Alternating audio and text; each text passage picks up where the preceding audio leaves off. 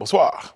Ce vent de reconquête et de remobilisation des militants qui souffle actuellement sur le paysage politique ivoirien. Le PPACI, le PDCI, le RHDP ont-ils déjà entamé la bataille sur le terrain en vue de futures échéances électorales? On en débat tout à l'heure et ce soir, il s'agira également de la situation sécuritaire dans la sous-région ouest-africaine et du nouvel axe de la diplomatie française. Notre invité à cet effet, l'invité du talk, Jean-Christophe Bédiard, il est ambassadeur extraordinaire et plénipotentiaire de France en Côte d'Ivoire. Analyse pertinente et débat constructif. Ce qu'il faut retenir de l'actualité, c'est dans notre live talk. Bienvenue.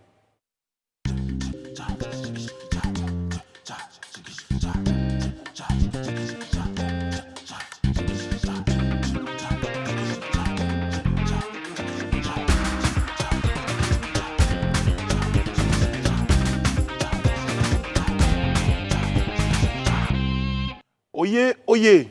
On est très heureux d'être en votre compagnie ce mercredi. Et c'est l'acte 3 de notre rendez-vous. Acte 3, mais également 3 chroniqueurs sur le plateau. Aujourd'hui, je joue sur les chiffres. C'est pas mal. Ben, c'est pas mal. Merci Rayana, comment allez-vous? Ça va très bien et toi, Brice? Ça va, j'aime votre nouvelle action. Merci. C'est très bien. Bonsoir André. Bonsoir Brice, bonsoir à vous tous. Quelqu'un m'a dit que vous êtes comme du diesel. Vous démarrez lentement et en fin d'émission, vous êtes en train de réclamer toujours 2-3 minutes en plus. Voilà. Monsieur Alain Toussaint, bonsoir, comment allez-vous? Bonsoir Brice, bien et vous-même? Très très bien. Je dirais ce qu'on dit de vous après. Merci. Notre émission. Et d'Élysée Bouloubou, j'en parle aussi à une autre émission, quand il sera là. Il ne dira pas qu'on parle dans son dos. Sur ce, notre petit débat, je vous le disais tout à l'heure, concerne en tout cas ce vent de remobilisation au niveau des partis politiques. Nos 3 grands partis politiques sont déjà sur le terrain. Bien, ça sera juste après ceci.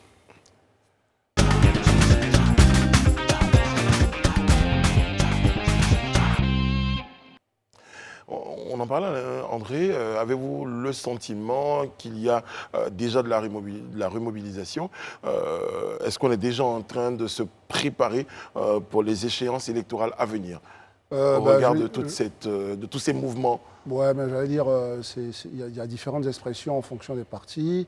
Certains se mobilisent, d'autres se remobilisent, d'autres ne vont pas à la reconquête. Réorganisent, se restructurent. Enfin, voilà, donc, ou se structurent. Ouais, ou se structurent. Donc, voyez-vous, je veux dire, tous les termes aujourd'hui sont à employer pour expliquer ce qui se passe. Mais une chose est sûre, c'est place à la politique, place à la, j'allais dire, à la conquête du pouvoir, qu'il soit local ou national à venir. Donc je pense que les partis ils font bien parce que ça va aller très vite. Parce qu'une fois qu'on mettra en place justement tout ce qui est, j'allais dire, structure concrète, parce qu'il faudra que les uns et les autres, ceux qui ne sont pas dans la CEI, y entrent. Parce qu'une fois que c'est lancé, la CEI doit travailler et puis après ça va aller super vite.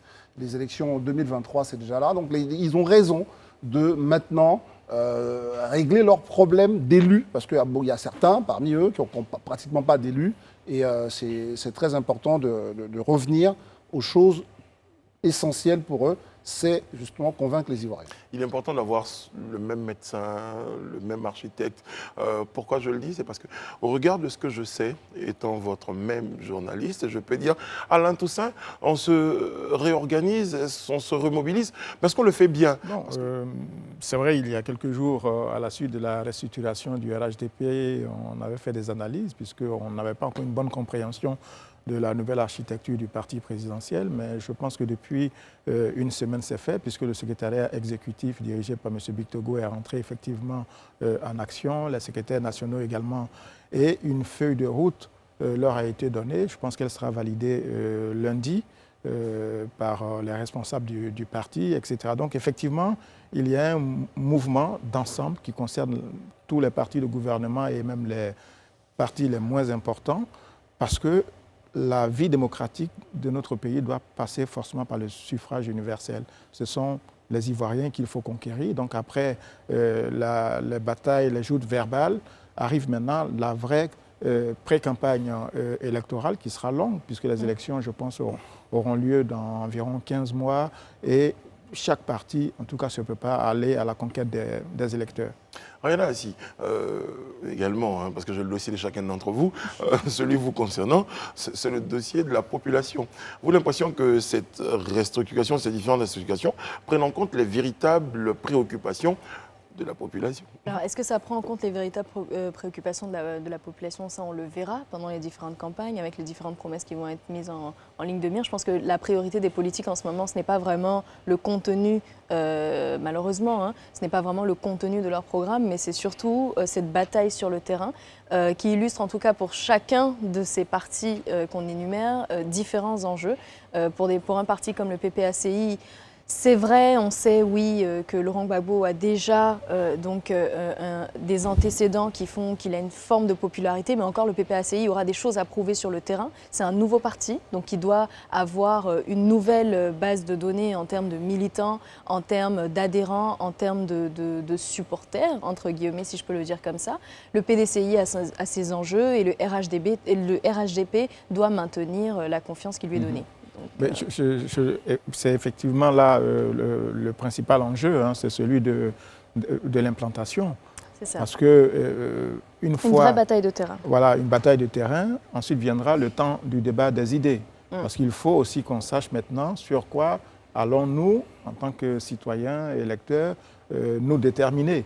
Voilà, que proposera le PPACI, que proposera le RHDP, le PDCI et que proposeront les autres partis également. Et je pense qu'il faut effectivement qu'on ait cette inflexion vers le débat d'idées, qu'on laisse les débats autour des personnes, les leaders charismatiques, ceux qui sont là depuis 30 ans, 40 ans dans la vie politique et qui ont préempté tout l'espace politique. Il faut que chacun des partis, chacune des organisations politiques mettre sur la place publique des sujets et nous allons débattre et en fonction de ce qui sera dit, alors l'électeur pourra se déterminer. Surtout que dans la plupart de ces partis politiques, on a des visages qui sont déjà connus, des visages que la population a déjà connus, que ce soit sous son pouvoir ou non. Donc, je veux dire, pour les prochaines échéances électorales, notamment 2025, ce qui va vraiment se jouer, c'est le contenu de ce qu'on propose. Bien Donc, sûr. il ne faut pas juste rester sur... Mais justement, ce que vous dites, d'adhérents. pour le prolongement, c'est que, évidemment, on va proposer le contenu, mais qui va, porter ce contenu? Là, aujourd'hui, il s'agit de compter ces militants, une façon de dire, de remobiliser ces militants. C'est ça, aujourd'hui, l'approche. Le PDCI avec ses délégations, le PPACI pareil, le RHDP, ce qu'ils ont fait, c'est d'abord d'aller regarder qui sont nos militants. Et une fois qu'on aura le programme, il faudra le leur remettre. Et c'est ceux-là maintenant qui vont être un peu les bras pour porter le message. Donc on est vraiment dans de l'organisation de partis politiques, dans l'organisation d'une machine politique. Et je trouve que c'est... Justement, dans le cadre de cette organisation-là, je n'ai pas noté pour l'instant, parler tout à l'heure de restructuration, de remobilisation, d'organisation, je n'ai pas noté encore des alliances. Non. Mais ce n'est pas le moment. Là, chacun essaie d'abord de nettoyer devant sa porte avant d'aller jeter un œil devant celle du voisin. Exactement ça. Oui, et je peux vous dire, ils ont beau parler d'alliance, mais il n'y a pas plus égocentré que le parti politique en tant qu'organisation. On défend d'abord ses intérêts, et puis ensuite, quand on voit qu'on peut les renforcer ou peut-être obtenir d'autres acquis, alors on songe à des alliances. Alors, en tout cas, les regards sont portés sur des organisations, mais des naissances aussi. On a parlé de ces trois grands, mais il y a également je ne sais pas des outsiders, mais pour utiliser l'expression d'un ouvrage que j'ai lu hier, il y a aussi ceux qu'on n'attendait pas. Non, mais non, au-delà de ceux qu'on n'attendait pas, je veux dire, chaque parti n'est pas dans la même configuration. C'est-à-dire que le PPACI sort justement d'un parti qui avait déjà son organisation, donc le Front populaire ivoirien, et pour mettre en place son organisation. Donc, il est important quand même qu'à ce niveau-là, ils sachent dans tous les coins et recoins de ce pays qui sont ceux qui sont leurs militants. C'est ceux qui vont animer le parti, justement, d'un point de vue à la base. Et donc, c'est très important pour eux. Ils n'ont pas la même enjeu. Il y a ce côté d'une organisation vraiment, alors que de l'autre côté, il y a une restructuration qui doit aussi avoir son impact sur le terrain. Mais quand je parle de ceux qu'on n'attendait pas, je fais allusion à en dehors Simone, des trois grands. à Simone, oui, par exemple. Oui, juste par exemple Simone.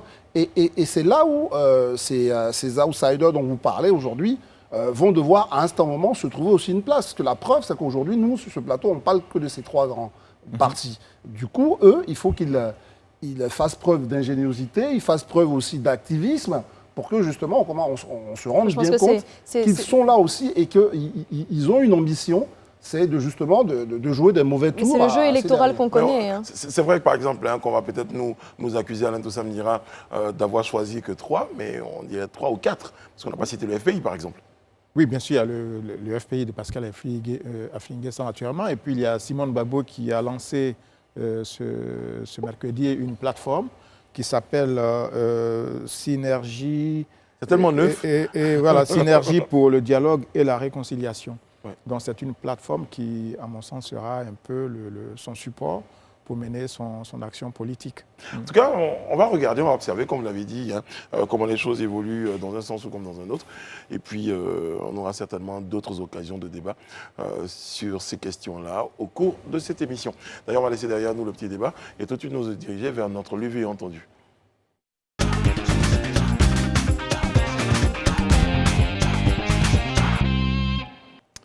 Les musiques. Notre revue entendue est extrait d'une récente sortie de l'ancien Sidibé. Il est directeur du guichet unique du permis de construire. J'insiste, dit, il intervenait à l'occasion, donc, je rappelle donc, de la tribune d'échange hebdomadaire, Tout savoir sûr, initiée donc par le Centre d'information et de communication gouvernementale le 15 mars 2022 à Abidjan. Eh bien, ces propos sont... En mai 2016, par décret présidentiel, c'était comme je disais, pour réduire les délais de délivrance du permis de construire. Et depuis sa mise en place, le délai est passé de 347 jours à 30 jours selon le dernier rapport d'une business. C'est un rapport indépendant qui, justement, nous permet de constater que la mise en place du guichet du permis a permis de fortement réduire les délais de délivrance du permis de construire. Actuellement, la vision du guichet, c'est justement de délivrer le permis dans un délai de 21 jours. Et actuellement, on est autour de ce délai. Justement, je crois que j'attendais que l'élément vienne avant de le commenter. Ça justifie un tout petit peu le temps mis. Mais à propos de temps, quand même, je crois que c'est la chose qu'on va retenir des propos de monsieur Sidibé. Eh bien, c'est 21 jours. Oui, mais soit les Ivoiriens ne sont pas suffisamment informés, ou eux ne font pas suffisamment leur travail d'information. Mais une chose est sûre... Ou il y a une troisième possibilité, où ces 21 jours ne sont pas forcément... Ça ne correspond pas à la réalité. Voilà, c'est ça. Maintenant, c'est ça, c'est-à-dire qu'aujourd'hui, nous, on va aller sur le terrain, parce que c'est vrai que sur le permis de construire, et comme d'autres documents administratifs liés donc, au foncier, à l'habitat, à la construction, on est toujours entre ce que dit l'administration et ce que ressent, on va dire, l'usager. Donc ça, il y a un travail à faire là-dessus, parce que tout le monde serait content d'avoir son permis de construire assez rapidement, parce que toutes ces maisons qu'on voit pousser sans permis de construire, il y a souvent cette réalité-là, parce que je ne suis pas convaincu que les gens n'ont pas envie, mais soit ils se disent qu'ils vont attendre des délais d'1 an, 2 ans, alors qu'ils ont besoin d'investir, etc. Donc si on nous dit aujourd'hui 21 jours, ben... ça veut dire qu'on n'a plus beaucoup de raisons de ne pas avoir de permis de construire. La vraie question, c'est est-ce que c'est vraiment réaliste, passer de ces grands délais à ce très très très court délai, quand on voit tout ce qu'on a remarqué sur le terrain, tout ce qu'on a avec tous ces effondrements. Mais là, on parle comment du est-ce permis qu'ils de vont construire, réussir à faire ça? Non, mais comment est-ce qu'ils vont réussir à faire ça? Je veux dire, si on attendait tout ce temps, c'est parce qu'il y avait un long moment, un long processus avant que ce soit délivré. Donc on parle aujourd'hui de risques qu'on encourt avec les différents immeubles, etc. Ils nous disent qu'ils délivrent ça en 21 jours. Qu'est-ce qui justifie ça? Enfin, on aimerait comprendre, en fait, c'est quoi les tenants, les aboutissants. Je ne comprends pas le sens de la question à partir du moment où on ne donne pas, nous, la procédure. C'est-à-dire qu'à partir du moment si je sais, dans ta question, si ta question est de me dire la procédure était celle-là, elle durait 340 jours, aujourd'hui elle est la même, elle dure 21 jours, c'est là où je pourrais comprendre la question. Nous, on ne sait pas. Peut-être que la procédure, peut-être, mais en tout cas, le problème, c'est il y a un guichet on ne unique sait qui a pas. été créé. Mais on sait, il y a un guichet unique qui a été créé. Le guichet unique, son rôle, c'était de résoudre le problème de centraliser. Et pour autant, le constat, c'est que les Ivoiriens ne viennent pas nombreux demander leur permis de construire. Donc, est-ce que dans leur tête, il y a encore l'idée que si j'y vais, je vais passer des jours? Peut-être que le guichet unique n'est pas suffisamment connu pour que les gens se ruent. Mais en tout cas, c'est une moi, je pense hypothèse que ça l'on ne fait. justifie rien. Ça ne justifie rien. Je veux dire, je veux construire, je sais qu'il y a je me renseigne, je prends des informations, je sais qu'il y a un guichet unique pas pour une obtenir justification, c'est une mon explication. permis de construire. Je sais qu'il y a un guichet unique pour Oui. obtenir mon permis de construire. Oui. Je ne vais pas construire sans avoir mon permis de construire. Ils ont certainement déposé des dossiers et compte tenu de la lenteur de la réponse de l'administration, ils ont entamé des travaux, ce qui est tout à fait condamnable parce qu'on ne peut pas entamer de chantier. Le vrai message d'André, c'était qu'est-ce qui pourrait expliquer que les gens aujourd'hui ne viennent pas nombreux vers un processus qui est censé leur faciliter Mais les choses. rien n'est dit que les gens ne vont pas. Je pense que... C'est ça. En fait. Nombreux. Il n'y a... Mais non, comment rien non. ne dit que les gens ne vont Non, pas? non, On te non. dit qu'il y a, Non, non, aussi, non, il y a en Côte Attention, d'Ivoire, il y a attention. 90% de bâtiments qui se Non, construisent on dit sans permis de 80%. construire. 80%. Ouais, Mais- 80%. Donc, Mais tu on peux ne dit me pas dire s'ils que ont les gens demandé ne ou pas. On vont ne dit Qu'est-ce que ça pas. veut On dire ne Mais dit c'est pas si. 80%. Mais personne ne On dit va- on va pas que tous les ces personnes ne Qui dit n'ont pas que demandé leur ces permis de personnes construire. n'ont pas déposé un dossier. Mais Et- si, moi je te le dis. Non, non, Ah non, c'est une information que je te donne. Bien sûr. Ah bon, Oui, cela bien veut dire que Mais- 80% de ceux mais qui je- construisent ne déposent pas de demande. Mais bien sûr, c'est l'information que je te donne. Ici, en Alain Côte Toussaint. d'Ivoire. Je te donne cette information parce Mais non. que le guichet, non, mais c'est une évidence, Mais non. le guichet du permis de construire construire. attend les usagers Ça, pour c'est instruire nouveau. des dossiers. Ça, c'est nouveau, Mais enfin, ça. attends, Alain Toussaint, quand on construit C'est- dans un c'est pays, nouveau. non, Alain Toussaint, s'il vous plaît, c'est vraiment une question aussi de logique. C'est Quand on nouveau. construit des maisons dans un État et qu'il y a 10 000 constructions par an, vous imaginez que les 10 000 personnes, ce sont des personnes qui sont dans l'illégalité. Non, l'illégalité, ça concerne toujours de la marge. Ce n'est pas le comportement global. Moi, je Donc pense les gens que- ne vont pas. Qu'est-ce que vous voulez dire pour préciser votre pensée? Vous précisez ma André pensée. Ce que je veux dire, globalement, les gens ne vont pas parce qu'ils ont des craintes. Président. Non, Il faut non, qu'on ait André, quand même là, des- vous avez deux bouches maintenant en pleine émission. Il faut. C'est-à-dire Ben oui, puisque tout à l'heure, vous disiez que les 80%, aucun d'eux n'avait déposé Donc de quand vous dossier. dites que les 80%, André, ce que vous dites, ce sont des gens qui n'ont pas reçu la André dossier. et Alain, je vais essayer de vous Non, mettre c'est ma d'accord. compréhension. C'est vraiment Mais mécanique. je vais essayer de vous Ouais, mettre d'accord. ouais, Je vais essayer de vous mettre d'accord. Alors, on dit qu'il y a 80%. Oui. Est-ce que dans ces 80%, il y a une marge? Par exemple, de ceux qui ne sont pas venus, Qui n'ont jamais déposé qui de n'ont jamais demande. déposé. Il y a également ceux qui ont déposé, qui n'ont pas reçu les résultats, qui ont sûr. commencé à Et qui sont construire. impatients, qui ont Qui sont commencé à impatients, construire. qui commencent à construire. Moi, Donc on est tant que d'accord. j'ai pas de- Oui, tant que j'ai évidemment. pas- Moi, c'est Ça ça tombe que très La bien. majorité, Non, c'est mais des tant gens qui que- ne vont pas déposer. Non, C'est mais ce que je vous fais tant que comprendre. j'ai pas de chiffres vraiment C'est quand même factuels qui me disent que les 80% ou Ouais. la majorité de ces 80% n'ont pas déposé de dossier, je ne peux pas croire à ça parce que ça met en Mais question. quelqu'un te donne Donc, ça va très bien, ça va être très bien. Ça Vraiment, remet en bien question. sûr. Là, le Rihanna, contrôle. c'est l'inconséquence Non, mais- totale. Non, mais pas du Je tout. vais Ça te dire remet. pourquoi. Non, je vais te dire pourquoi. Quelqu'un te ça dit 21 remet- jours, tu n'y Si je crois peux pas, terminer tu mon attends les propos, si chiffres. je peux juste terminer Oui, mon vas-y, propos, vas-y. ça remet clairement en question Le travail le même. dysfonctionnement dans le C'est ça. contrôle. On ne peut pas laisser 80% des constructions qui se font Voilà. sans permis de C'est construire. chacun Et Mais ne ses pas en chiffres. ça, c'est voir. factuel. Mais ça, Et c'est ne pas en factuel. voir. C'est De quoi factuel. elle parle? Quand vous dites on ne peut pas laisser, c'est factuel. Donc, ils ne déposent pas de dossier. là. Parce que c'est ce qu'André avait déjà dit, que les 80%, c'est ceux qui n'ont ils n'ont jamais déposé Donc, de dossier. dois-je comprendre que les Alors. 80%,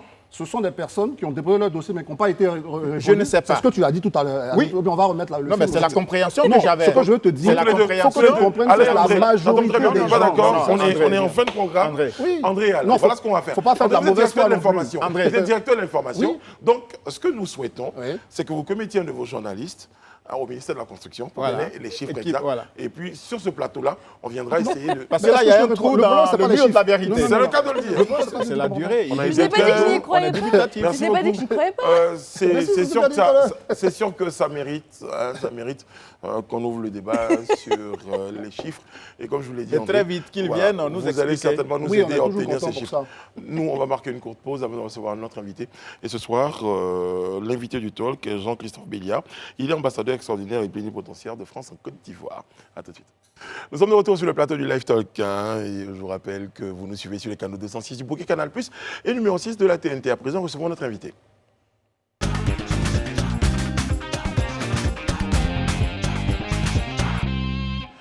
Son Excellence, Monsieur Jean-Christophe Béliard est ambassadeur extraordinaire et plénipotentiaire de France en Côte d'Ivoire. Il nous a rejoint sur ce plateau. Bonsoir, comment allez-vous? Très bien. Merci d'être en notre compagnie ce soir, Excellence. Alors, la première question qu'on va vous poser aujourd'hui, comment se portent les relations entre la France et la Côte d'Ivoire? Excellence. Elles sont très bonnes. Elles sont denses, elles sont fortes. Elles touchent tous les secteurs d'activité. Commerce, les échanges commerciaux, la culture, l'éducation, le développement, la sécurité, le renseignement et évidemment les relations politiques très fortes. Elle se porte bien, on va le retenir. Mais dans un contexte comme celui-là, vous savez, avec ce qui se passe au Mali, la place de la Côte d'Ivoire dans la mise en œuvre justement de la riposte face au terrorisme, tout ça. Et comment la Côte d'Ivoire justement parle à la France ou comment vous dialoguez par rapport à ce qui se passe au Mali aujourd'hui? On est dans un moment où il y a eu des coups d'État dans 3 pays voisins de la Côte d'Ivoire. Le Mali, 2 coups d'État. Le Burkina, la Guinée. Et ça donne encore plus d'importance à la Côte d'Ivoire parce que la Côte d'Ivoire, elle, est stable, parce qu'elle est le poumon économique de la région. C'est 50% en gros de l'économie des pays de l'UEMOA. Parce qu'on échange nos notes avec la Côte d'Ivoire sur la meilleure façon de traiter les dossiers maliens, burkinabés et guinéens. On en parle à d'autres, on en parle à la CEDEAO, on en parle au Ghana qui préside la CEDEAO, on en parle à l'Union africaine, on en parle à nos partenaires européens. Mais dans cet échiquier, la Côte d'Ivoire compte, pèse, est écoutée. C'est le sujet du moment. On sait, il parlait tout à l'heure des bonnes relations qu'entretiennent la Côte d'Ivoire et la France. On a une actualité qui fait fort, c'est le plan sécuritaire. On sait combien l'aide française compte énormément dans nos régions pour combattre cette actualité. Comment est-ce qu'on doit percevoir cette aide française? Parce qu'on a beaucoup de personnes qui sont encore réticentes à ce déploiement, parce qu'on estime qu'au-delà d'être une aide, c'est un peu une sorte de stratégie pour garder la mainmise sur les pays qui sont les nôtres. Comment est-ce qu'on voit cette relation? Est-ce qu'on aura une forme d'aide, de transfert de savoir à l'armée? Est-ce que demain, avec cette aide, on pourra avoir la relève de notre propre sécurité? On est justement dans un moment de réflexion en France. Et avant même les événements au Mali, on commençait déjà à se poser des questions. Car on ne pouvait pas ne pas se rendre compte qu'il y avait quelque part un problème. Perception sur notre présence. Le chef d'état-major de l'armée française était ici il y a peu de temps. Il y a peu de temps, oui. Et il disait à ses homologues ivoiriens, si on le fait, nous, France, serons impopulaires, et vous, pays d'accueil, serez également impopulaires. Et donc aujourd'hui, la philosophie, qui est en train de changer, et qui n'a pas attendu les événements du Mali pour commencer à changer, c'est au pays de le faire. C'est à eux de le faire. C'est à eux de prendre leurs responsabilités et de consacrer des moyens humains, financiers, acheter des matériels. Et nous, et quand je dis nous, ce n'est pas la France. Nous, c'est le monde, la communauté internationale. Comment est-ce que nous pouvons contribuer en formation? Et j'aime pas beaucoup le mot aider, ce n'est pas le mot aider, contribuer. Parce que notre intérêt, c'est aussi qu'il y ait de la stabilité. En formation, en équipement, en renseignement. Quand vous regardez la géopolitique globale, Daesh, Al-Qaïda, il y a encore quelques mois, quelques années, c'était la Syrie, l'Irak, l'Afghanistan. Oui. Et aujourd'hui, on voit que ce phénomène est en train de se déplacer vers l'Afrique, et pas uniquement le Sahel. La RDC, la Somalie, le Mozambique, l'Ouganda, c'est quelque chose de global. Donc la réponse doit être globale. La réponse, ce n'est pas la France. La France, c'est la France plus les autres. L'Europe, notamment. Si vous regardez une carte, s'il y a un continent qui a intérêt à ce qu'il y ait de la stabilité en Afrique, c'est bien l'Europe. Et donc, problème global, réponse globale. Justement, est-ce que la situation que l'on déplore aujourd'hui n'est pas consécutive à ce que j'appellerais la politique du caméléon, qui a consisté à soutenir des régimes politiques selon la bonne volonté de la France et de l'Occident?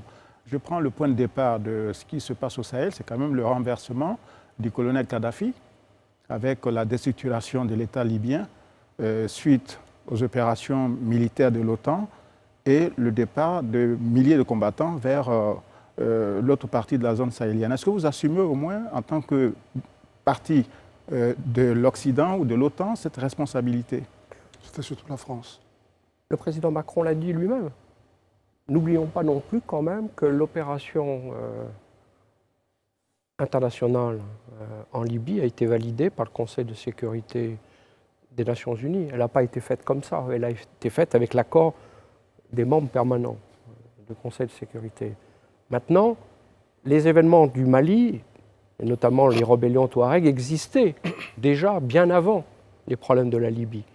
Tout ce qui se passe au Mali ne date pas uniquement de ce qui s'est passé en Libye, même si ce qui s'est passé en Libye a aggravé la situation.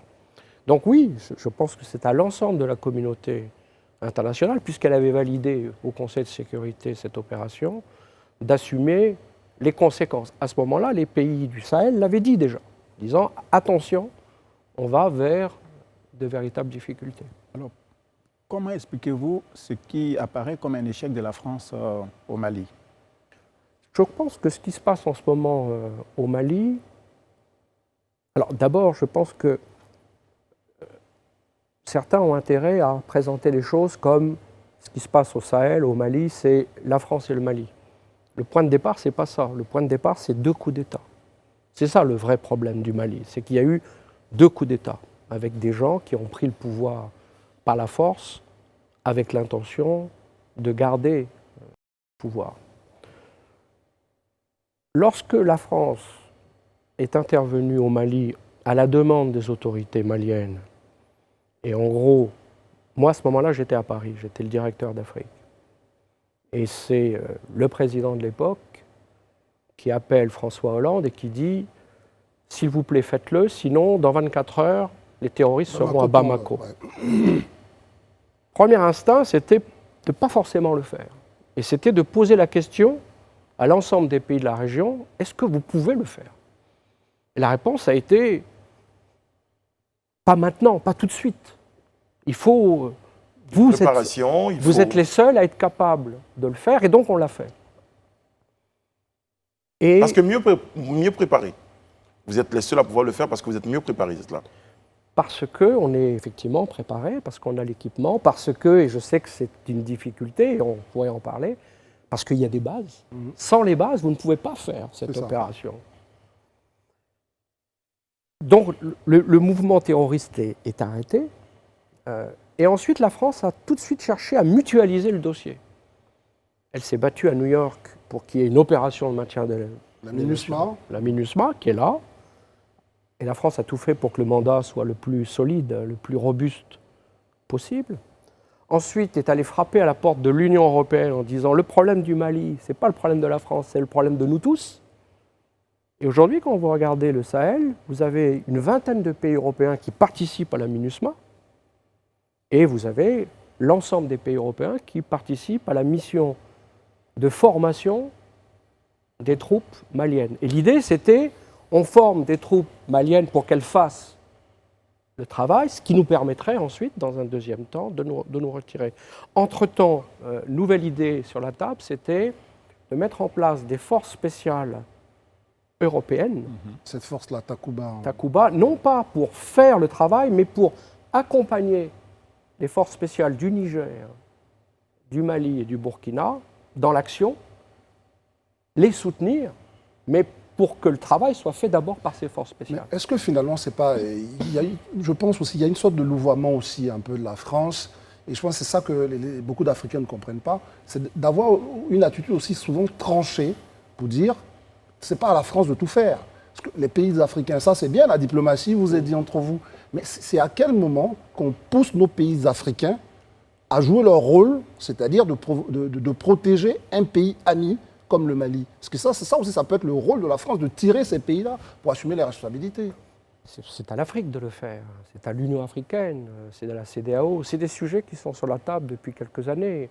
La force africaine en attente, les forces de la CEDEAO. Il y a déjà eu dans le passé des forces de la CEDEAO au Sierra Leone, Libéria. Donc c'est un travail que les Africains doivent faire. Mais je crois que quand on voit l'actualité globale aujourd'hui, tout le monde se rend compte que la seule solution, c'est de le faire soi-même et d'être soutenu en cela. Parce que sinon, il y aura toujours une suspicion. Est-ce que, son Excellence, Monsieur l'Ambassadeur, est-ce que là, la France, au fond, joue franc jeu? Est-ce que ce discours que vous nous tenez là, est-ce qu'il faut que les Africains l'entendent, il faut que nous l'entendions? Est-ce que vous êtes vraiment ouvert à ce que les Africains assument leur propre sécurité? Parce qu'on a l'impression qu'il y a une tutelle qui finit jamais. Est-ce que ça, c'est une autre époque? Mais c'est notre intérêt. C'est notre intérêt d'abord parce qu'on ne peut pas tout faire, parce que ça coûte de l'argent. Barkhane, ça coûte 1 milliard d'euros par an pour les utiliser à autre chose. Ça nous a coûté un certain nombre de soldats tués, plus d'une cinquantaine. Et puis parce que c'est de l'ordre des choses. Le combat que mène la France au sein de l'Union européenne pour qu'il y ait une autonomie européenne, pour que l'Europe soit capable de le faire elle-même, et on le voit en ce moment dans l'affaire ukrainienne, on se rend compte à quel point c'est important que l'Europe soit capable de le faire, ce combat c'est le même sur l'Afrique, que l'Afrique puisse le faire elle-même. C'est notre intérêt que ça marche et il n'y a pas d'agenda caché, c'est notre intérêt. Excellence, Monsieur l'Ambassadeur, pour revenir à la question d'Alain Toussaint, vous étiez dire. en train de développer. présenter, de développer la situation. À quel moment ça n'a plus marché? Est-ce que ça partait d'une bonne intention? Ça n'a pas marché? Pourquoi ça n'a pas marché? Ouais. Pourquoi les résultats escomptés, notamment réduire le djihadisme à néant, n'ont pas été C'est obtenus? très intéressant de comparer ce qui s'est passé en Mauritanie avec ce qui s'est passé au Mali. Et on peut aussi comparer, par exemple, ce qui se passe en Somalie. Vous avez des forces militaires internationales qui éliminent des terroristes et donc qui rendent à nouveau le terrain accessible. Le terrain est libéré. À ce moment-là, il faut occuper le terrain. Il faut mettre la police, il faut mettre la gendarmerie, il faut mettre les services de publics, l'État, ouais. l'école, la justice. Les Mauritaniens l'ont fait. Et aujourd'hui, le terrorisme est assez largement contrôlé.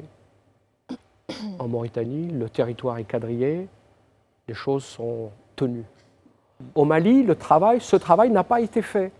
Il y a eu une époque compliquée en termes politiques. C'était l'époque du président Ibeka. Et puis ensuite, il y a eu les 2 coups d'État militaires. Mais il y a eu un moment où le travail n'a pas été fait, le suivi n'a pas été fait. Vous pouvez éliminer les terroristes. Si rien n'est fait après, ils reviendront. Ceux-là sont éliminés et d'autres viendront.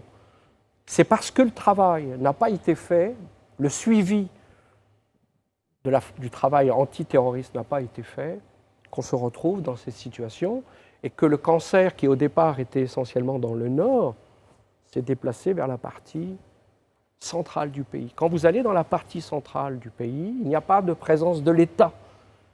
Et donc les terroristes font ce qu'ils veulent, et je dirais même plus, les terroristes installent leur administration, leur justice, leur école. Donc c'est absolument fondamental de tenir le terrain et que l'État fasse son travail. À vous entendre, on croirait donc que le déploiement des forces de sécurité et de l'armée française apparaît seulement comme un soutien, comme une aide. Mais finalement, ça vous coûte beaucoup plus, une contribution, mais finalement, ça vous coûte beaucoup plus de sans cesse aider par justement le déploiement de ces forces, que finalement de traiter le problème dans le fond. Qu'est-ce qui est fait de façon concrète? Parce qu'en vous entendant, on a l'impression que ce sont les pays qui laissent un peu leurs responsabilités de côté et que la France est tout le temps obligée d'aider. Mais finalement, quand ça vous coûte, à un moment, vous tapez un peu du poing. Donc qu'est-ce que vous faites en termes d'action pour que ce problème soit résolu? La France n'a pas été appelée pour gérer le Mali. C'est aux Maliens de gérer le Mali. Nous, notre fonction, ça a été de gérer les terroristes, pas de gérer des territoires. Il y a des choses qu'on peut faire et qu'on doit faire, mais ensuite il y a une souveraineté malienne, et c'est aux Maliens de faire le travail. Mais de façon plus générale, ce que je veux dire, c'est que quand vous dites que vous déployez des armées, des forces de sécurité pour apporter un soutien, une aide, mais cette aide, jusqu'à quand est-ce qu'elle va durer? C'est une question... Comment est-ce que vous appelez les pays africains à prendre leurs responsabilités? Comment vous les aidez à prendre leurs responsabilités? Ce n'est pas à nous d'aider les pays africains à prendre leurs responsabilités. C'est aux pays africains de prendre leurs responsabilités. Toutes sortes de débats en ce moment. Certains qui disaient qu'il aurait peut-être fallu partir dès après l'arrêt des terroristes. Oui, Mais la question s'est posée différemment, parce qu'il y a eu la réalité de tous les jours. En tout cas, depuis les 2 coups d'État, on est dans un nouveau cas de figure, parce qu'on est dans un moment où on n'est plus les bienvenus. Et pas uniquement nous, France, mais aussi les Européens. Les militaires qui ont pris le pouvoir, les colonels qui ont pris le pouvoir au Mali, nous ont dit « vous n'êtes plus les bienvenus ». On ne peut pas opérer dans un pays si on n'est plus les bienvenus. Donc là, en ce moment, il y a un mouvement de départ à la demande des autorités locales et de réorganisation du dispositif, parce qu'on quitte le Mali, mais on ne quitte pas de manière globale le Sahel, mais aussi la région. d'accord. Et là, on est dans un moment où la question qui est posée, c'est qu'est-ce qu'on peut faire pour être utile ? Aujourd'hui, nous ne disons pas nous allons nous installer là, là et là. Non, ce n'est pas comme ça que ça se passe. Mais c'est le sentiment qu'on a eu. Ce n'est pas le cas. C'est aujourd'hui, il y a des consultations au niveau politique, au niveau militaire, avec les autorités du Niger, avec les autorités du Burkina, avec les autorités Togo, Bénin, Ghana, Côte d'Ivoire. Et la question qui est sur la table, c'est comment voyez-vous les choses pour l'avenir ? En quoi pouvons-nous être utiles ? Et une fois de plus, quand je dis nous, ce n'est pas France. C'est nous, Europe. C'est nous, monde. Que pouvons-nous faire ? Et vous avez noté l'inauguration qui tombe plutôt bien en Côte d'Ivoire de l'Académie internationale de lutte contre le terrorisme. Alors au départ, vous avez évidemment, c'est un effort entre la Côte d'Ivoire et la France, mais il y a encore une semaine, il y avait des exercices militaires avec des soldats américains, canadiens, néerlandais, britanniques, français. Le problème est un problème global. Daesh et Al-Qaïda, c'est quelque chose de global. Et ce n'est pas uniquement le Sahel. Ce n'est pas l'Afrique francophone, c'est le Mozambique, c'est l'Ouganda, c'est la Somalie. C'est quelque chose de global. Et la réponse doit être globale, c'est-à-dire les Africains doivent faire le travail, parce que sinon il y aura des critiques. Et ensuite, la communauté internationale, en tant que communauté internationale, devra mettre des moyens pour soutenir ces efforts. Très bien. Excellence, monsieur l'ambassadeur, on va marquer une courte pause pour des impératifs commerciaux et revenir tout à l'heure. Nous sommes de retour sur le plateau du Live Talk pour la deuxième partie de notre entretien et notre invité ce soir est son Excellence, monsieur l'ambassadeur Jean-Christophe Beila. Il est ambassadeur extraordinaire et plénipotentiaire de France en Côte d'Ivoire. Encore une fois, merci beaucoup, Excellence, d'être sur notre plateau. On parlait tout à l'heure de cette réponse-là qui a besoin d'être plus globale face à la menace terroriste qui touche l'ensemble de la planète finalement.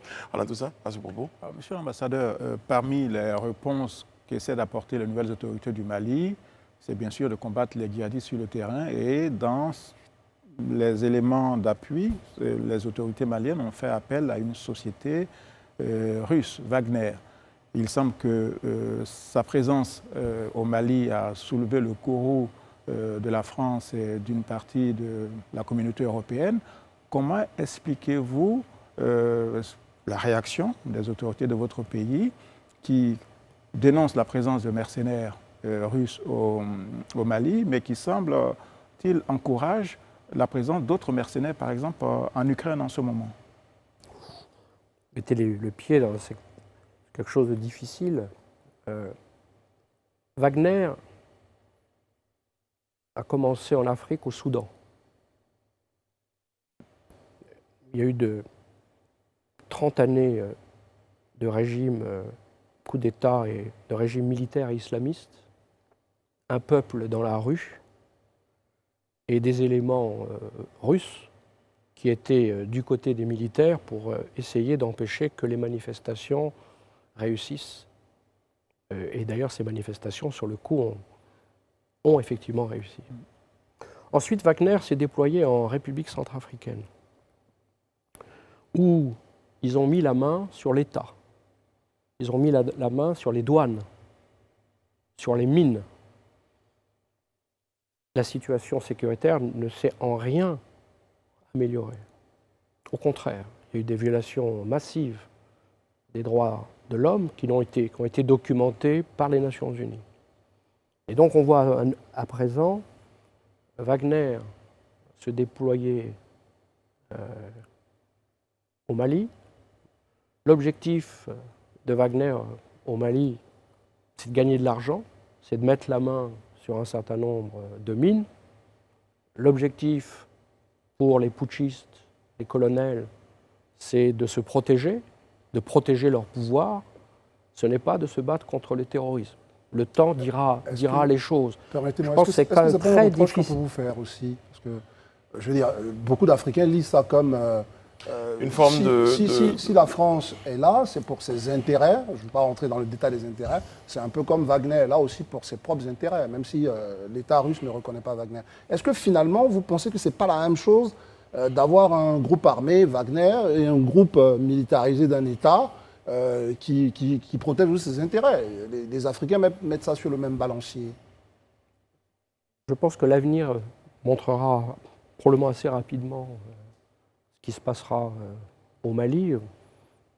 Human Rights Watch est déjà en train de documenter des violations, des éliminations, des villages entiers qui sont éliminés avec une violence excessive de ces éléments, qui sont des éléments mercenaires, anciens militaires. C'est très dangereux pour la souveraineté de l'Afrique de jouer.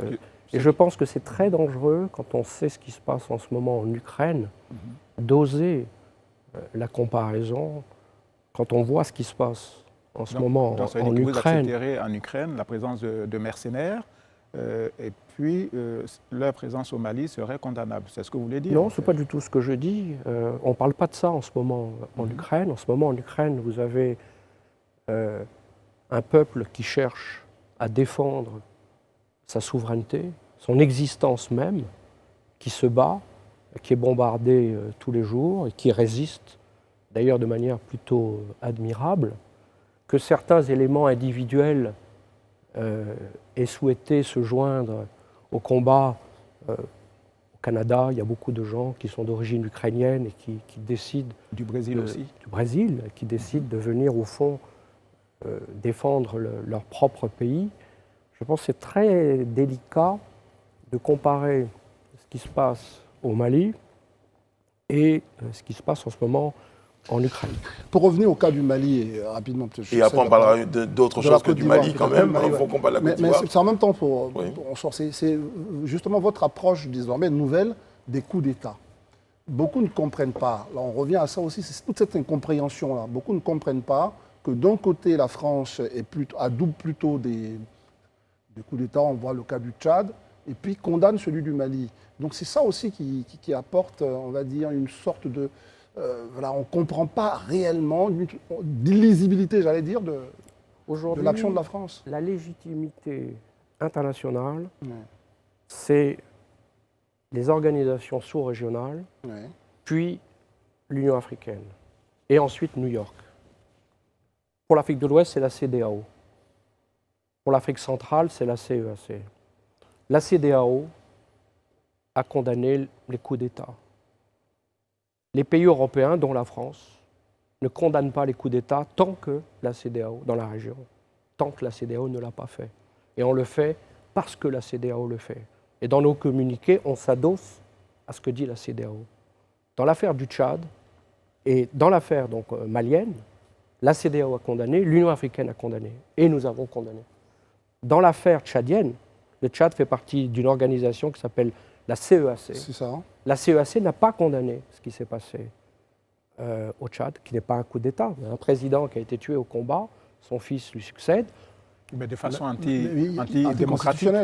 C'est pas à nous de le dire. Très bien. La CEAC n'a pas condamné, l'Union africaine n'a pas condamné, nous n'avons pas condamné. Nous ne pouvons pas dire d'un côté l'Afrique aux Africains, aux institutions africaines, et après nous reprocher de nous coller aux positions régionales. Non, on ne vous fait pas le reproche. On est simplement surpris par le double standard, parce qu'on a quand même connu la France dans les années 80-90, qui préemptait le débat politique en Afrique en faisant des prises de position, une forme d'ingérence.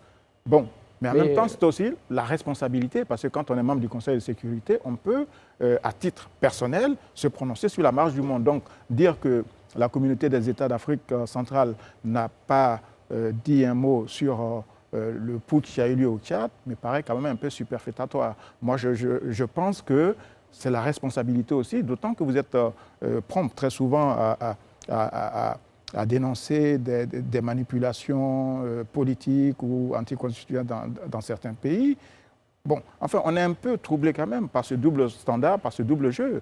Voilà. Soit vous êtes sur une ligne de dire que la France condamne toute prise de pouvoir illégale, illégitime, anticonstitutionnelle, et on s'en tient à cette ligne-là, ou alors c'est le silence et vous en remettez aux organisations sous-régionales. Je pense que c'est quand même pas tenable comme position. Les années 80, les années 90, le contexte, la guerre froide, c'était une chose. Aujourd'hui, c'est une autre chose.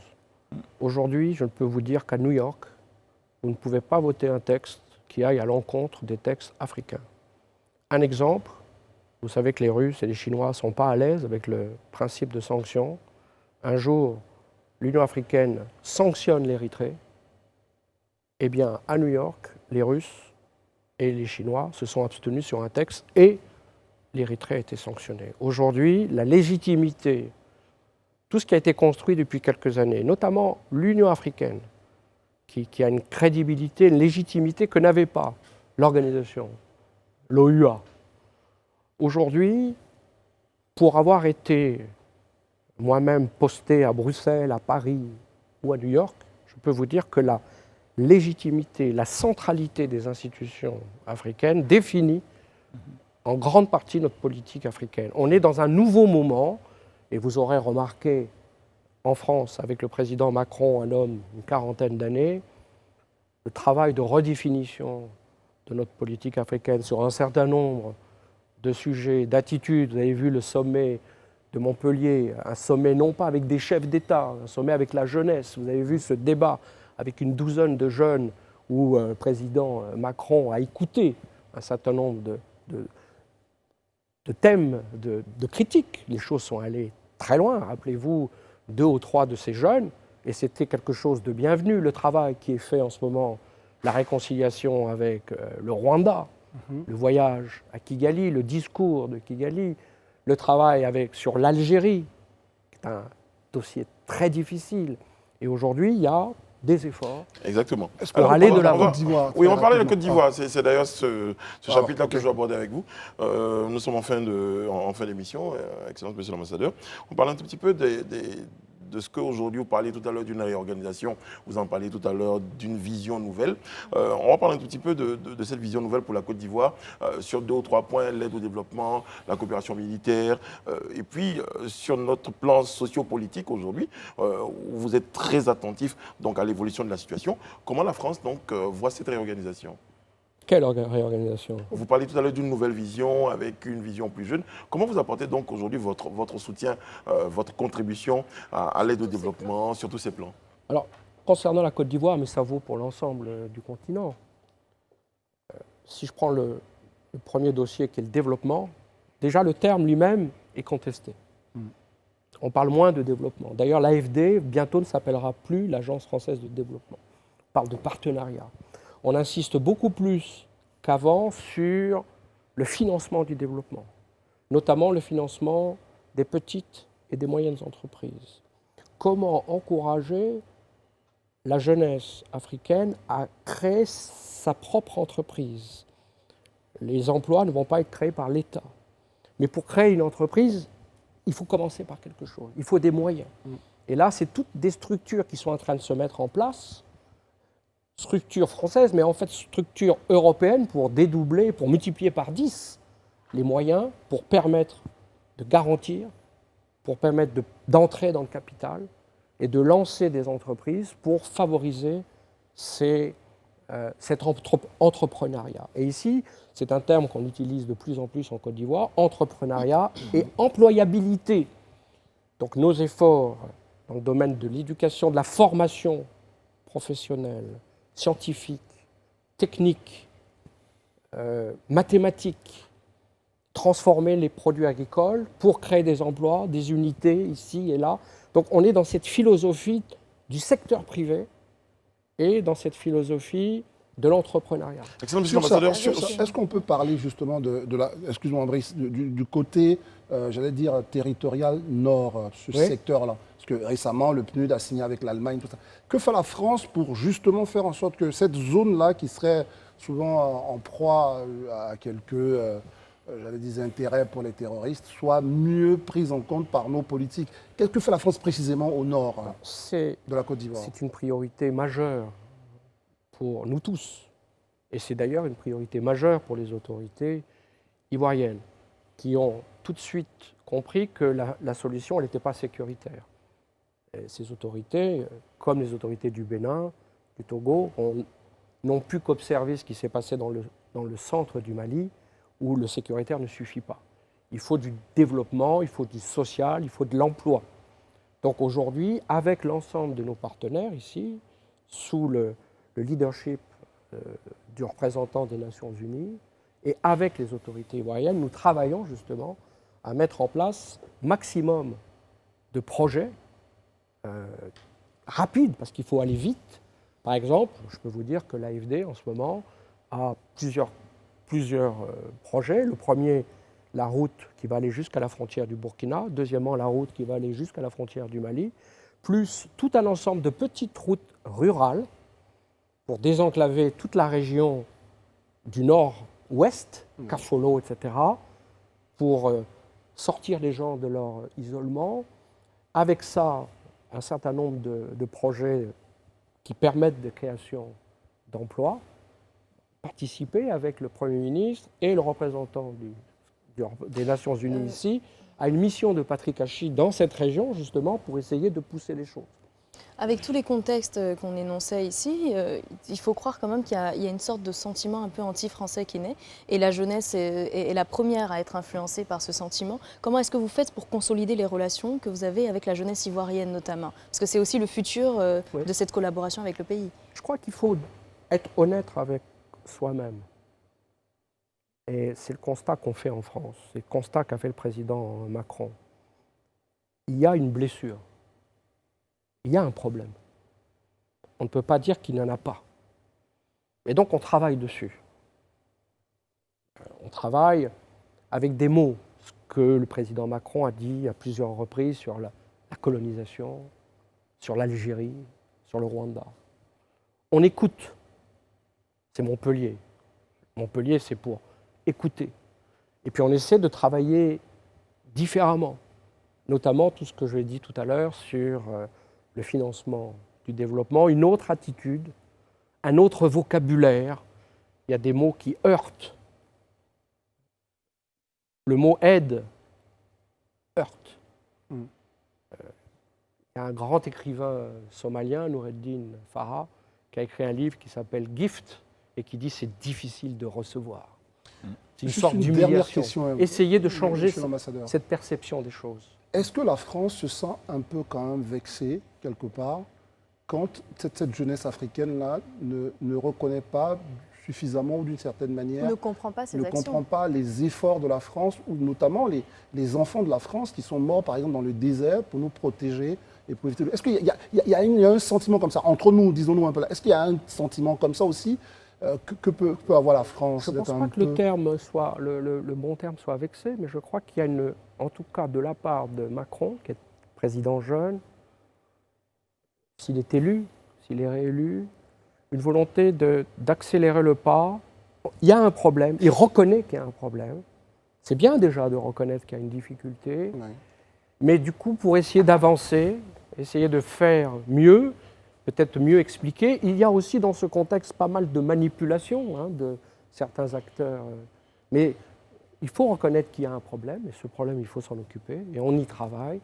Et je pense que les années qui vont venir vont être consacrées à ça, ce que j'espère. Peut-être parler moins aux dirigeants qu'au peuple, finalement. Parce que tout à l'heure, vous parliez des organisations sous-régionales sur lesquelles vous vous alignez, alors qu'en fait, il faut écouter les peuples. C'est ce qui s'est passé à Montpellier. On a écouté les jeunes, les femmes. Merci beaucoup, Excellence. On a été très heureux d'être en votre compagnie, téléspectateurs. On vous souhaite de passer un très bon moment. Vous retrouvez André Bois et Alain Toussaint demain pour Face à la Côte d'Ivoire. Nous sommes lundi sur ce plateau-là qu'on vous donne rendez-vous pour un autre numéro du Live Talk. Prenez soin de vous et des autres. Que Dieu veille sur vous, qui veille sur la Côte d'Ivoire.